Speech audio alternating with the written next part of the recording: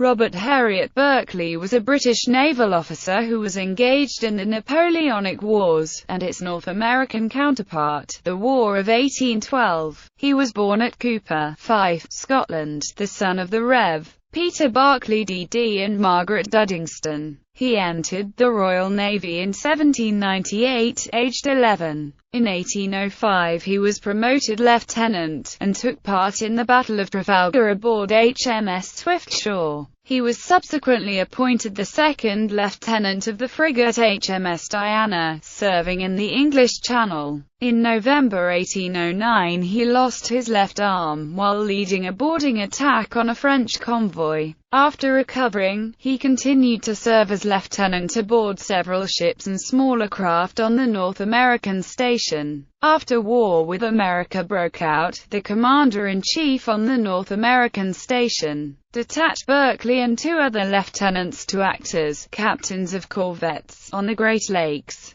Barclay arrived at Kingston on Lake Ontario on 5 May 1813, and took charge of the squadron there with the acting rank of commander. 10 days later he was superseded by Captain James Lucas Yeo. Yeo first offered the command of the detached squadron on Lake Erie to his friend, William Mulcaster. Mulcaster declined, probably because of the undermanned and under-equipped state of the force, and the post was offered to Barclay, who quickly accepted. The Americans dominated Lake Ontario and held the Niagara Peninsula. As a result, Barclay was forced to travel overland to Amherstburg, where his command was based, with a handful of officers and seamen. He arrived there on 5 June. Although the Americans had no armed vessels on the lake, they were constructing two large brig-rigged corvettes at Presqu'Isle, and also transferring several from Black Rock on the Niagara River. Barclay immediately set sail in two of his armed vessels. He first reconnoitred Presqu'Isle, and determined that it was defended by an entrenched force of 2,000 militia, and the two American brigs had their lower masts fitted.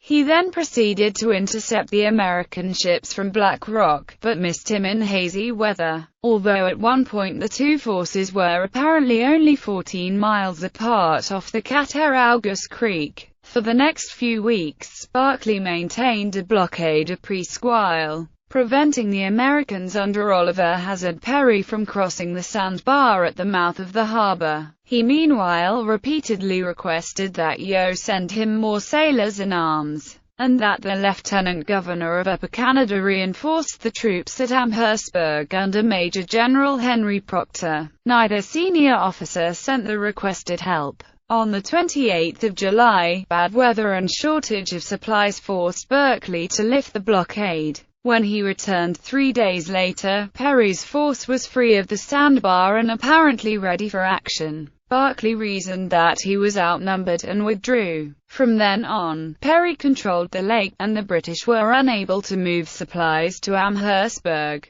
Finally in September, Barclay had received a last reinforcement of a few officers and sailors and part completed a ship-rigged corvette.